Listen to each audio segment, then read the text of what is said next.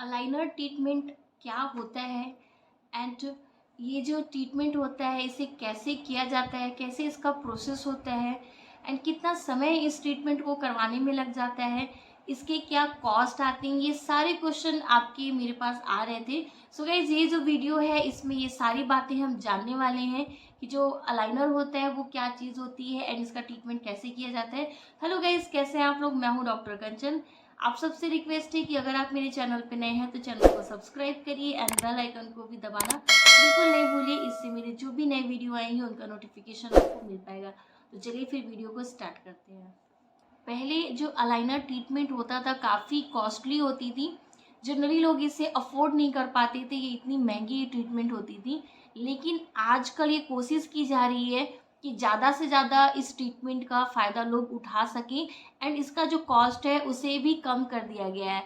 And दूसरी खासियत इस ट्रीटमेंट की है कि आपका जो ट्रीटमेंट है, जो इलाज है, वो कितने समय तक चलना है ये आपको पहले से पता हो जाता है। सो गाइस ये सारी चीज़ें जानने के लिए कि हमें कैसे पहले से पता हो जाएगा कि हमारा इलाज कितने समय तक चलेगा, तो आगे इस वीडियो में हम जानेंगे। सो सबसे पहले हम जान लेते हैं कि क्या होता है अलाइनर।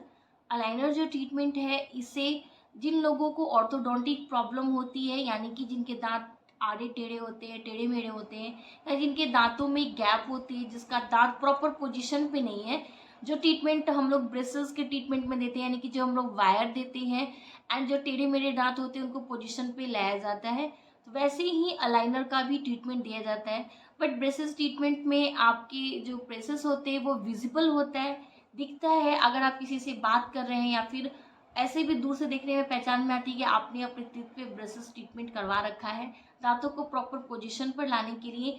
एंड इस ट्रीटमेंट में आपको टाइम टू टाइम डॉक्टर के पास जाना होता है एंड अपने जो ब्रेसेस होते हैं उसे टाइट करवाना होता है दांत को प्रॉपर पोजीशन पर लाने के लिए। बट गाइस अलाइनर के केस में ऐसा बिल्कुल भी नहीं है। आपके जो अलाइनर होते हैं वो ट्रांसपेरेंट एक कस्टम मेड ट्रे होता है, यानी कि कस्टम मेड मतलब हर पेशेंट के अकॉर्डिंग, आपके टिथ के अकॉर्डिंग उस ट्रे को बनाया जाता है एंड देन पेशेंट को वो ट्रे प्रोवाइड की जाती है। ये जो ट्रीटमेंट होता है, अगर आप किसी से बातचीत कर रहे हैं या फिर कोई आप ये जो ट्रीटमेंट होता है अगर आप किसी से बातचीत कर रहे हैं तो वो देखकर बता नहीं सकता है कि आपने ऑर्थोडोंटिक ट्रीटमेंट ले रखा है, क्योंकि ये ट्रांसपेरेंट होता है एंड देखने में बिल्कुल भी पता नहीं चलता है।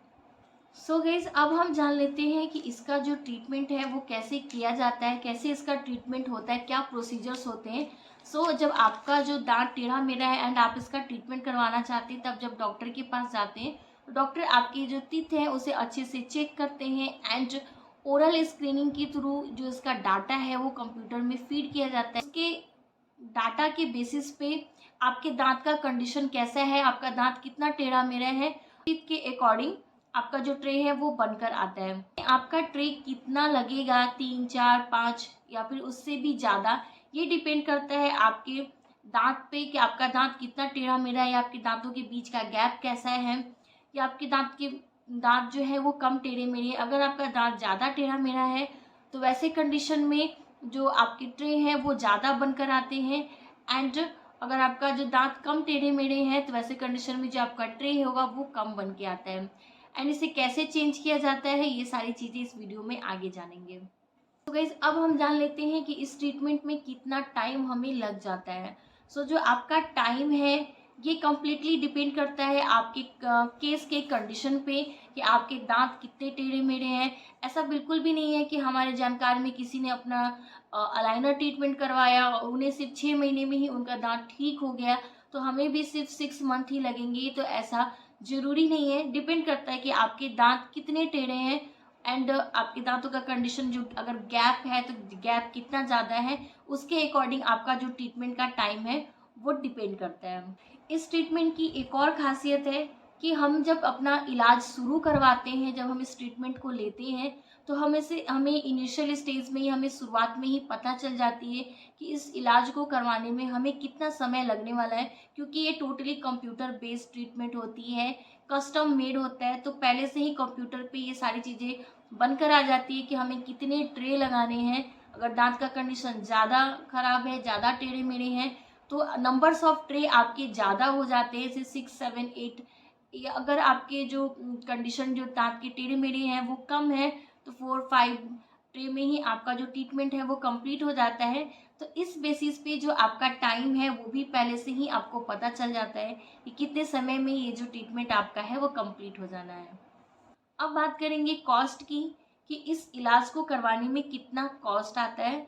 सो गाइस, जो कॉस्ट है वो कम्प्लीटली डिपेंड करता है आपके कि आप कौन सी कंपनी का अलाइनर यूज़ करते हैं, एंड आपका जो कंडीशन है टूथ का वो कितना ज़्यादा है। अगर ज़्यादा टेढ़ा मेढ़ा है तो जो आपके नंबर्स ऑफ ट्रे होंगे वो ज़्यादा बनकर आएंगे, एंड अगर कम है तो कम बन के आएंगे।